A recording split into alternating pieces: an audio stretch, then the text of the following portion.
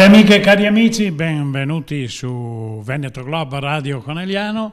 Oggi è una giornata particolare, abbiamo un ospite d'eccezione, siciliano di Gela, maggiore dei carabinieri da San Bonifacio a Conegliano, è già 3 anni che è qui con noi, il dottor Salvatore Guelli. Maggiore, buongiorno, come buongiorno, va? Sta benissimo, bene? Benissimo. Molto Noi è bene. un po' che ci conosciamo, lei ha già preso possesso di questo territorio da 3 anni, mi sembra, questo è il 3° anno, e fin da subito io mi ricordo dalle prime interviste, lei come obiettivo si poneva quello di tutelare i cittadini del territorio, dai furti, dalle rapine, dai soprusi della malavita, chiamiamola così, fra virgolette.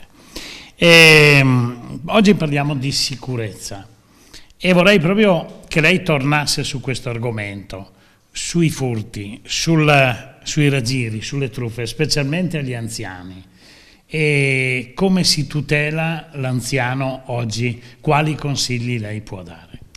Ma innanzitutto devo dire che gli obiettivi sono rimasti gli stessi, naturalmente. Il nostro impegno iniziato personalmente come percorso 3 anni fa continua a essere quello che il contrasto ai reati predatori, che sono quelli che maggiormente interessano la cittadinanza, maggiormente infastidiscono le normali famiglie che abitano questo territorio e devo dire tutti i territori comunque del Veneto. E fra i reati predatori una particolare attenzione l'Arma pone per contrastare le truffe, che riteniamo essere un reato odioso perché spesso colpisce le cosiddette fasce deboli, che come fasce deboli naturalmente l'idea va alle persone anziane e comunque le persone che vivono da sole. Certo. L'Arma dei Carabinieri, ripeto, si pone come obiettivo principale quello di dare consigli in via preventiva a queste persone su come comportarsi, su come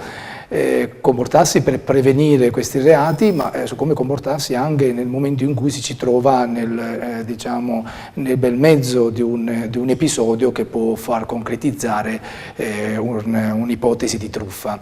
La nostra azione è costante mediante interventi come di questo tipo, interventi fatti nei vari comuni, nelle varie associazioni di categorie e dare quelle pillole di informazione che possono servire, perché molto spesso la gente cade nel tranello per anche un atteggiamento di superficialità. Basterebbero alcuni accorgimenti, non dico per eliminare totalmente il reato, ma quantomeno per limitarlo. Ecco, a proposito di truffe e raggiri, probabilmente lei è a conoscenza di quello che mettono in atto le cosiddette associazioni per i bambini poveri, per chi non ha lavoro, per gli anziani, per la tutela dei diritti di chi non può, di chi non riesce ad arrivare a fine mese.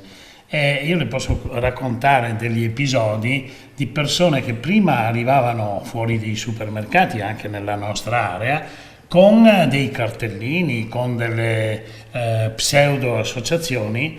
Adesso sembra che grazie anche ai vostri interventi e penso sia reato dire che siamo di un'associazione e farsi, come si può dire, interpreti di un'associazione quando non è vero, per raccogliere soldi. Adesso, visto che quello probabilmente viene punito con delle pene abbastanza severe, adesso si presentano senza cartellino, si presentano con la foto, però senza nessuna tutela associativa e raccolgono soldi per gli anziani, per i padri senza lavoro. Praticamente sono raggiri agli anziani che passano e che dovrebbero entrare tranquillamente in un supermercato o in un'area di vendita e vengono fermati da questi e ai quali poi vengono spillati dei soldi, insomma. Ovviamente, perché giustamente come diceva lei, la nostra attività anche di informazione è sempre mirata e soprattutto a riguardo delle maggiori ipotesi di truffa. Se ci accorgiamo che c'è una tipologia di truffa che avviene in maniera superiore rispetto ad altre, ovviamente orientiamo i nostri suggerimenti su quella tipologia. E quello che diceva lei corrisponde esattamente al vero, è un motivo per cui loro abbiano cambiato, oltre al fatto che noi abbiamo aumentato la nostra attività informativa, è anche quella che ovviamente senza dare riferimenti ad associazioni loro vogliono appunto non dare possibilità di accertamenti immediati, perché se si presentano dietro un'associazione oramai tutti siamo pronti, sia il cittadino che le forze dell'ordine, ad andare a verificare se esiste veramente quell'associazione, se lo scopo è veramente quello, e quindi meno riferimenti loro danno dal loro punto di vista, più facile per loro, diciamo, carpire la buona fede del cittadino. Quindi da parte nostra c'è sempre un'azione costante che sembra smontare i vari modus operandi per dare sempre maggiori informazioni al cittadino e dargli la possibilità anche informativa di poter reagire. Tra le attività che noi facciamo di propaganda, diciamo informativa a tutela, c'è stata anche quella di diffondere anche negli ambienti, nelle varie parrocchie, coinvolgere anche le varie parrocchie del territorio, per far sì che il messaggio possa arrivare fino al minimo livello e quindi espandersi in maniera capillare e giungere anche alla persona anziana che vive da sola e magari è una delle poche volte che esce da casa, è quella di andare a messa la domenica mattina. Ecco, abbiamo parlato di raggiri, di truffe. I furti nelle abitazioni, che sono in questo periodo in aumento, come si affronta questa piaga, che è diventata una piaga sul territorio, però deve essere, secondo me, affrontata con maggior forza? Certamente il furto in abitazione forse rimane il reato principe, quello che maggiormente infastidisce il cittadino. E come si affronta? Si affronta naturalmente con una sinergia che deve essere costante tra il cittadino e le forze di polizia. Io mi riferisco alla sinergia pensando al fatto che comunque qualsiasi evento, qualsiasi situazione di sospetto, dubbia, deve essere immediatamente riferita alle forze dell'ordine. Il modo più veloce, più sicuro, più concreto comunque rimane quello di fare il 112 e parlare con l'operatore dei carabinieri che dirige le risorse che sono presenti sul territorio. Questa è la maniera più efficace, e poi quello di segnalare ogni aspetto in maniera tranquilla, possibilmente di cogliere qualsiasi atteggiamento che può essere magari un'attività propedeutica da parte del delinquente che magari ha fatto un passaggio in una determinata zona isolata. Rilevare in tempo la targa e comunicarla può essere utile per far sì che il tempestivo, la prevenzione, e per garantire la tempestività di intervento delle nostre pattuglie. Quindi questo deve essere, diciamo, l'atteggiamento. Ovviamente i consigli di rafforzamento, comunque di dare attenzione alle protezioni passive esiste sempre. Dobbiamo tener conto comunque che il fenomeno esiste e ogni accorgimento può essere utile per limitare i danni, quindi mi riferisco eventualmente alle protezioni, tener chiuse le porte, non essere superficiali nel lasciare le chiavi della macchina diciamo sul quadro, oppure se si ha la possibilità di mettere dei sistemi d'allarme, ci sono possibilità di collegarli anche con le nostre centrali operative direttamente, quindi tutto ciò che può servire sempre nel rispetto delle possibilità economiche di ogni famiglia, però può essere d'aiuto per limitare il numero dei reati e dei furti. Certo, noi abbiamo parlato di truffe e raggiri agli anziani, furti nelle case. Lei mi deve promettere che viene ancora a trovarmi, perché vorrei parlare del web, delle truffe sul web. È un tema che va ovviamente va posto in un altro momento, con del tempo, perché va analizzato bene, però in questo momento ci sono delle grosse problematiche anche sul web. Ovviamente il mondo adesso, cioè la vita nel web negli ultimi anni sta andando molto velocemente, e così come uno strumento ovviamente di sviluppo, di progresso, che apre orizzonti in tutti i settori, è anche preda della delinquenza per poter perpetrare e commettere dei reati. Pertanto quello è un altro palcoscenico dove i truffatori si inseriscono per poter colpire. Una delle più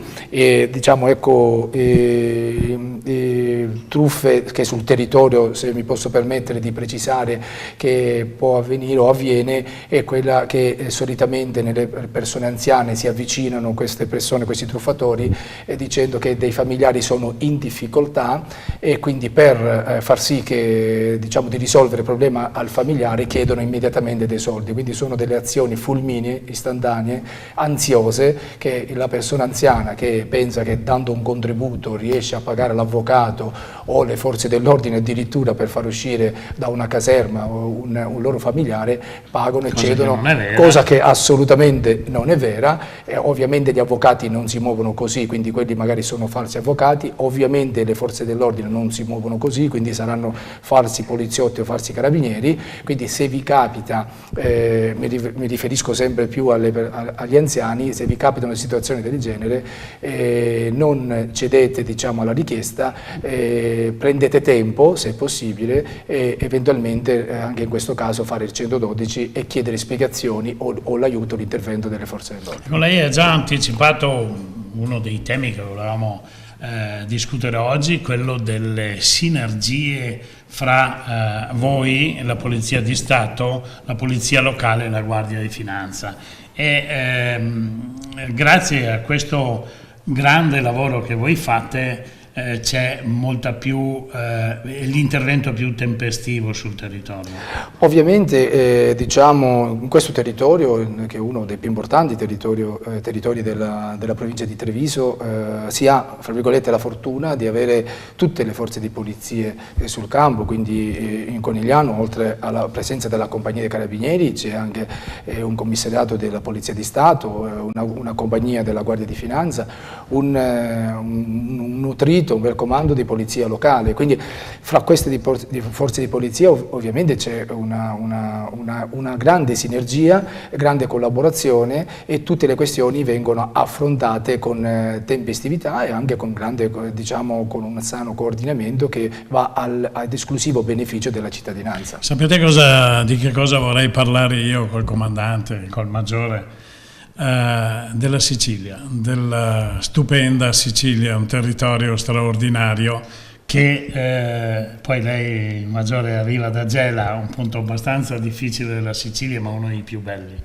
Certamente. Ce la vuole raccontare un attimo? Sì, le mie origini ovviamente sono siciliane, come diceva lei io sono originario di Gela, dove ho tutta la mia famiglia, naturalmente come ogni tipica famiglia meridionale anche numerosa, quindi i miei fratelli e mie sorelle sono tutte giù in Sicilia. Ovvio che la Sicilia è bellissima, il cuore è lì, i miei genitori sono ancora giovani, quindi sono lì che mi seguono, ma ovviamente il lavoro, la distanza fisicamente non mi porta spesso da quelle parti, ma ogni volta che si va ovviamente si riaprono tanti sentimenti, tante emotività che naturalmente rimangono ancora dentro di me.